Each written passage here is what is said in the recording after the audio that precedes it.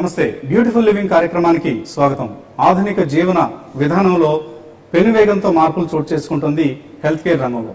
ఒకప్పుడు ఎంతటి ప్రమాదకరమైన జబ్బుకైనా సాధారణ ఆసుపత్రి దిక్కైన పరిస్థితి నుంచి ఇవాళ super speciality hospitals, corporate hospitals మన జీవితంలో అంతర్భాగంగా తయారయ్యాయి. ఇక హెల్త్ కేర్ రంగంలో చోటు చేసుకుంటున్న మరొక విప్లవాత్మక పరిణామం ట్రాన్సిషన్ కేర్. అంటే హాస్పిటల్లో ట్రీట్మెంట్ పూర్తయిన తర్వాత ఇంటికి వచ్చే మధ్యలో మరొక వైద్య సేవ మజిలీకి చేరటమే ట్రాన్సిషన్ కేర్. సో ఇటువంటి విధానం అమెరికా వంటి దేశాల్లో బహుళ ప్రాచుర్యం పొందినప్పటికీ మన దేశంలో ట్రాన్సిషన్ కేర్ అనేది ఇప్పుడిప్పుడే ప్రారంభమవుతోంది. ఈ దిశగా మొట్టమొదటి అడుగు వేసింది దేశంలోనే మొట్టమొదటిసారిగా హైదరాబాద్లో సువిటాస్ సంస్థను ప్రమోట్ చేసిన ఔత్సాహికులు కొందరు ట్రాన్సిషన్ కేర్ను ఇక్కడ ప్రమోట్ చేయడం ప్రారంభించారు. అంటే వైద్య సదుపాయాలు మాత్రమే కాకుండా రోగి త్వరగా కోలుకోవడానికి అవసరమయ్యే మానసిక ఉల్లాస సదుపాయాలు, అది హోమ్ థియేటర్ కావచ్చు, వీడియో గేమ్స్ కావచ్చు, ఇతరత్ర కంప్యూటర్స్ కావచ్చు, ఇటువంటి సదుపాయాలన్నీ ఒకే చోట చేర్చి రోగులు త్వరగా కోలుకునేందుకు మేలు చేసే ట్రాన్సిషన్ కేర్ ఈ వ్యాపారాన్ని సువిటాస్ పేరుతో ప్రారంభించిన ఔత్సాహికులు డాక్టర్ విజయ్, బిపిన్ పెండ్యాల, అలాగే సతీష్ ఆంధ్ర, ఈ ముగ్గురు మనతో మాట్లాడబోతున్నారు. సువిటాస్ ఏం చేయబోతుందో తెలియచేయబోతున్నారు ఈ బ్యూటిఫుల్ లివింగ్ ఎపిసోడ్లో.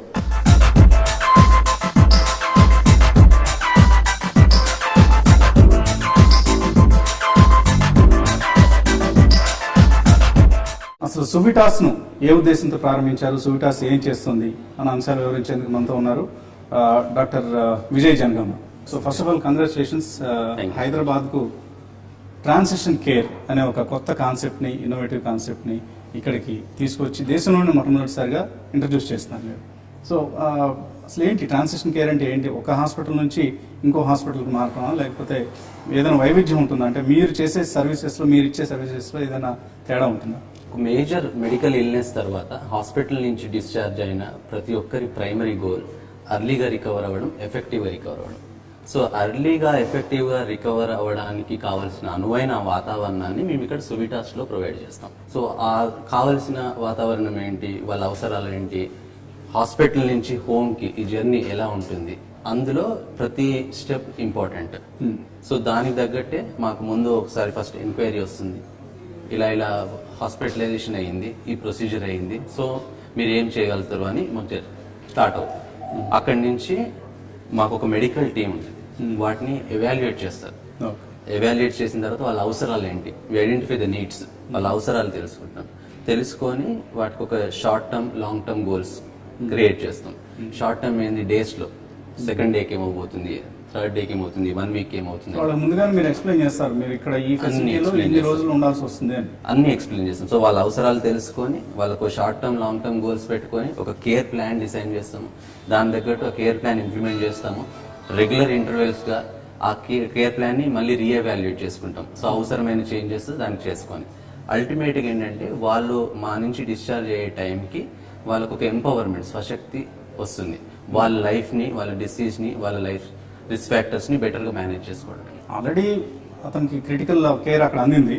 అవతల ఏ కార్పొరేట్ హాస్పిటల్లోనూ, సూపర్ స్పెషాలిటీ హాస్పిటల్లో ఎక్కడైతే అతను ట్రీట్మెంట్ తీసుకున్నారో, అతను లేదా ఆమె తీసుకున్నారో అక్కడ ఆ పేషెంట్కి అవసరమైన ఆల్మోస్ట్ ఎంటైర్ మెడికల్ కేర్ అయిపోయింది. కరెక్ట్.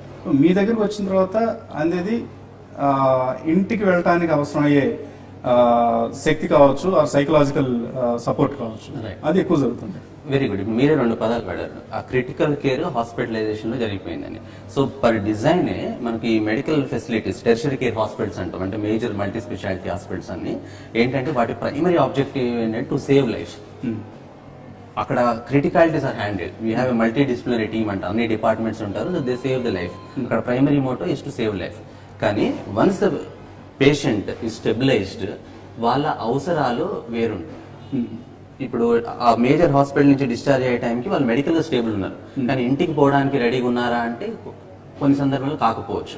వాళ్ళకి ఎక్స్టెండెడ్ సర్వీస్ అవసరం పడవచ్చు, ఎక్స్టెండెడ్ నర్సింగ్ కేర్ అవసరం పడవచ్చు, ఎక్స్టెండెడ్ ఫిజియోథెరపీ అవసరం పడవచ్చు, ఒక ఫోకస్డ్ న్యూట్రిషన్ ప్లాన్ అవసరం పడవచ్చు, ఒక ఎమోషనల్ వెల్నెస్. ఇంత పెద్ద మేజర్ ఈవెంట్ జరిగింది లైఫ్లో, సో దాని నుంచి బయటికి కావాల్సిన అవసరం రావచ్చు, సో ఒక కౌన్సిలర్ అవసరం పడవచ్చు. సో ఇవన్నీ మనం హోలిస్టిక్ కేర్ ప్లాన్ లాగా మన సువిటాస్ లో we do it at one place. ఏ డిసీజ్ ఎఫెక్ట్ అయిన వాళ్ళు మీ దగ్గర రావాలి?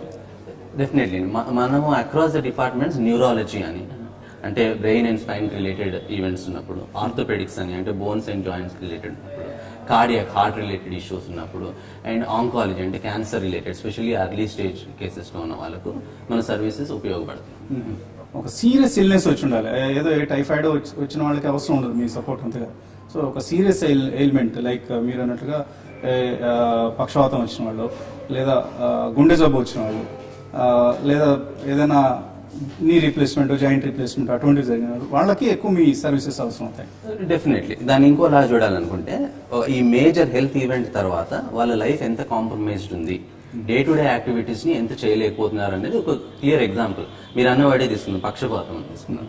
మంచిగా ఆడుతూ పాడుతూ నడుస్తున్న వ్యక్తి సడన్ గా because of paralysis is not able to move, అంటే అసలు జరగలేని పొజిషన్ లో ఉన్నాడు. అది రికవర్ అవడానికి ఒక్కొక్కసారి మంత్స్ పట్టొచ్చు, ఇయర్స్ పట్టొచ్చు. సో ఆ గ్యాప్ ని ఫుల్ఫిల్ చేయడానికి Suvitas the complete care plan to expedite the process అన్నట్టు. సో మా మంత్ర అంటాం అర్లీగా ఎఫెక్టివ్ గా ఎంపవర్డ్ రికవరీ అని. That is our mantra by providing in enriched environment.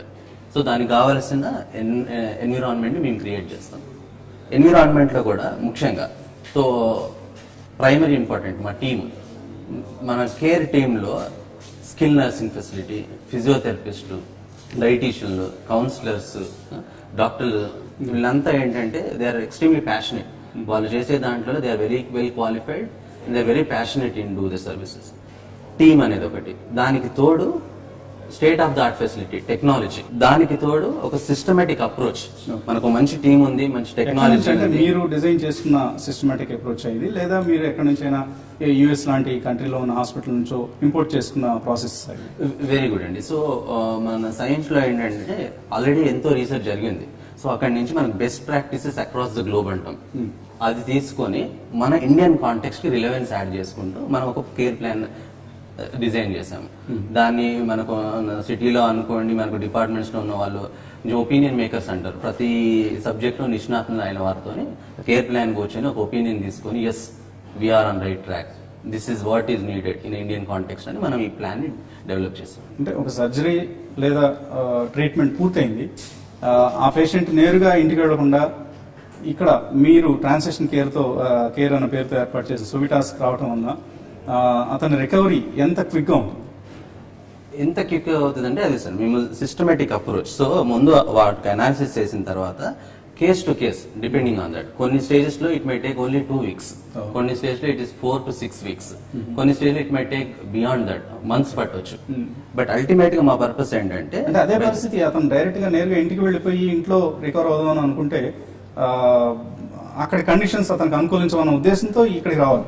ఇప్పుడు ఇంటికి వెళితే ఏమవుతుంది, వాళ్ళకు నర్సింగ్ కేర్ అవసరం పడవచ్చు, ఫిజియోథెరపిస్ట్ అవసరం పడవచ్చు, డైటీషియన్ అవసరం పడవచ్చు, కౌన్సిలర్ అవసరం పడవచ్చు. వీళ్ళందరినీ ఇంటికి పిలుచుకోవచ్చు అంటే పిలుచుకోవచ్చు, కానీ ఆ ప్రాక్టికల్ పాసిబిలిటీస్ అని చాలా తక్కువ. కొందరికి for example only minimal nursing care అవసరం పడిందేమో, they can happily go home.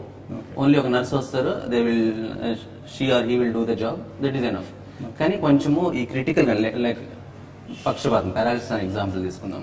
వాళ్ళకు నర్సింగ్ కేర్ తో పాటు, ఎందుకంటే ప్రొలాంగ్ బెడ్ రెస్ట్ వల్ల ఈ బెడ్ సోర్స్ అంటాము, పుండ్లు రాకుండా చూసుకోవాలి, వెరీ ఇంపార్టెంట్. సో దానికి డెడికేటెడ్ నర్సింగ్ కావాలి.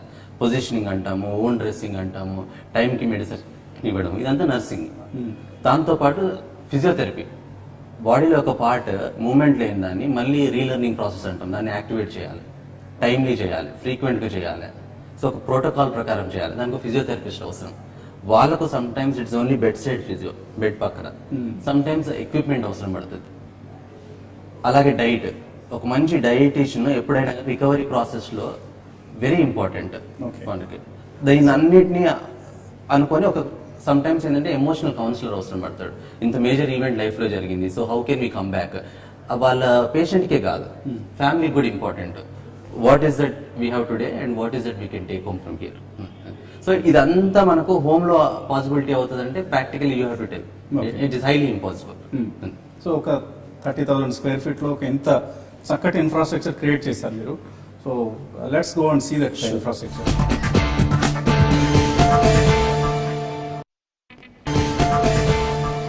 సో విజయ్ గారు, పేషెంట్కి ట్రీట్మెంట్ అయిపోయిన తర్వాత ట్రాన్సిషన్ కేర్ ఆర్ రీహాబిలిటేషన్లో భాగంగా మీ దగ్గరికి వచ్చారు.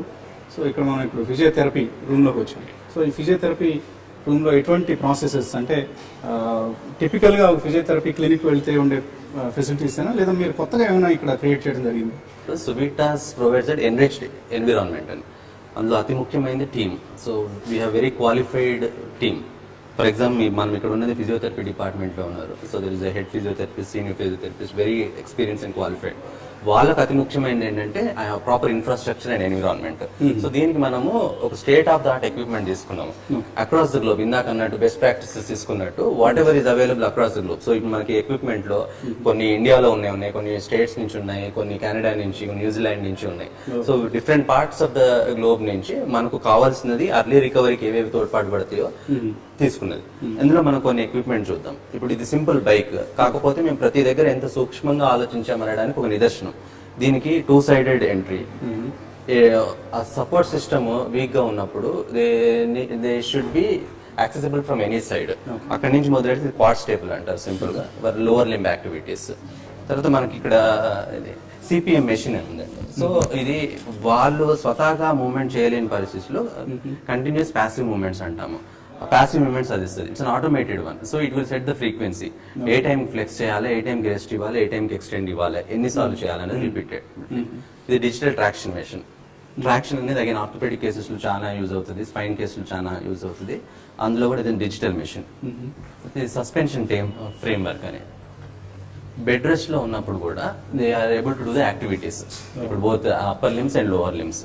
అగైన్ వీటికి డిఫరెంట్ ఫంక్షనాలిటీస్ ఉంటాయి. డిపెండింగ్ ఆన్ ద కేసు ఎలా వాడాలన్నది మా ఫిజియోథెరపిస్టులు ఫోకస్ గా సూపర్వైజ్డ్ సెషన్స్ చేస్తూ ఉంటారు. ఇది ఒకటి మనం డిజిటల్ టిల్ టేబుల్ అంటాము. అది ప్రొలాంగ్ బెడ్ రెస్ట్ తర్వాత కొన్ని నిలబడలేని పరిస్థితి, ఆ టైంలో కానీ వాళ్ళు నిలబెట్టే ప్రయత్నం, ఆ ప్రయత్నంలో ఇట్స్ అన్ ఆటోమేటెడ్. సో ఇది ఎంత కంట్రోల్గా ఉంటుందంటే, సో ఈ మూమెంట్స్ అన్ని మనం కంట్రోల్లో పెట్టుకోవచ్చు, ఎంత యాంగిల్లో ఉంటుంది.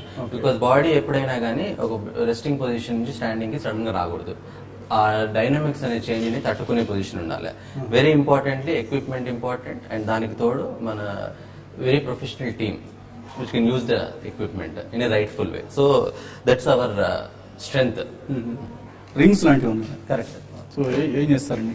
మీరు ఆ వర్డ్ కరెక్ట్ యూజ్ చేస్తారు, చిన్నది. సో ఇప్పుడు ఇదంతా మనము larger body part of the muscle చూస్తాం. ఇక్కడ ఫైన్ మూమెంట్స్ అన్నారు, సూక్ష్మమైన మజిల్స్ అంటాము. సో హ్యాండ్ కి ఫర్ ఎగ్జాంపుల్ హ్యాండ్ రీహాబ్ చేసేటప్పుడు స్ట్రెంథనింగ్ ఎక్సర్సైజ్ చేస్తాము.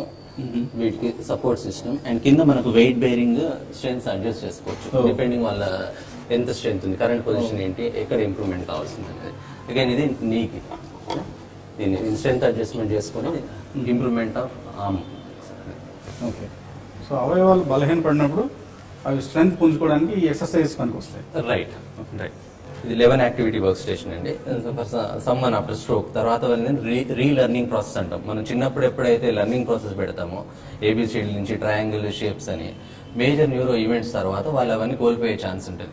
అప్పుడు మనం ఏం చేస్తామంటే ఆ రీలెర్నింగ్ ప్రాసెస్ ని చేయడానికి రైట్ ఫ్రమ్ ఐడెంటిఫైయింగ్ షేప్స్, ఇది ఏం షేప్, ఇది ఎలా పెడతారు, triangles, coordinating activities, right from daily activities, how to use the key and lock, so strength ఏంటి వీళ్ళది, పెగ్ బోర్డ్ యాక్టివిటీస్ అని అంటాము. సో వాళ్ళ కోఆర్డినేషన్ ఇంప్రూవ్ అవుతుంది.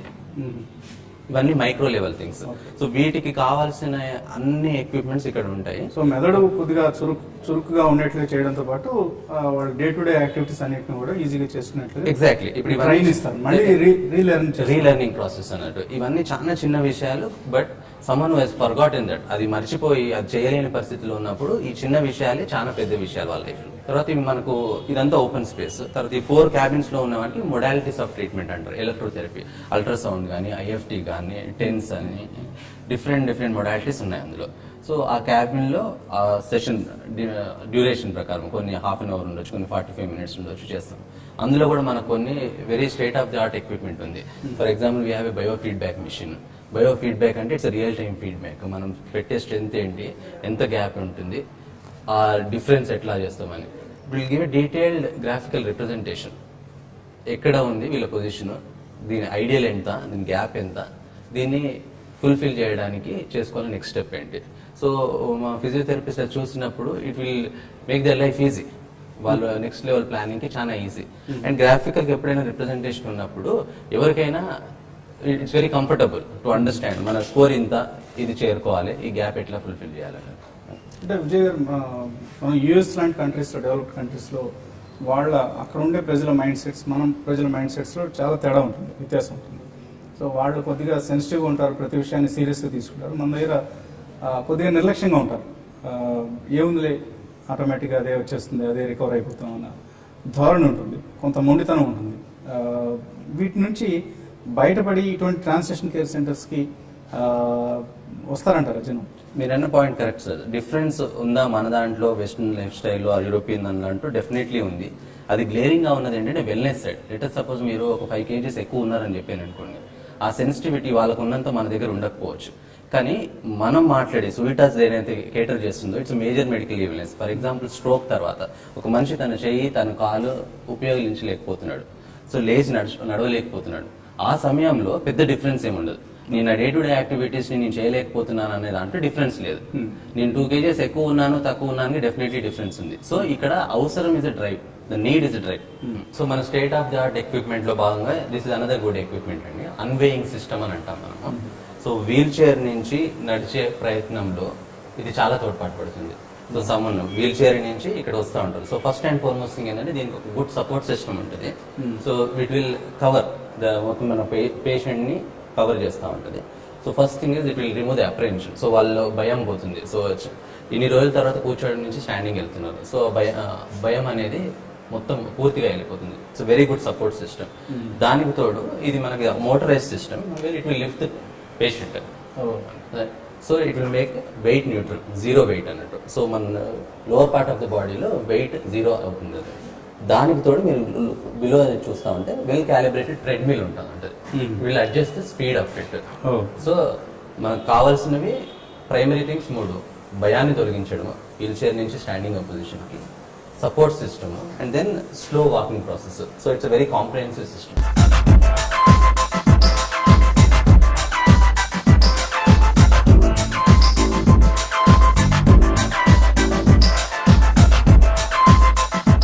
భయంకరమైన వ్యాధుల బారిన పడిన వారికి రీహాబిలిటేషన్ రూపంలో ట్రాన్సిషన్ కేర్ పేరిట సువిటాస్ చేపట్టిన ఈ మహాయజ్ఞం తాలూకు మరిన్ని వివరాలు నెక్స్ట్ ఎపిసోడ్లో తెలుసుకుందాం.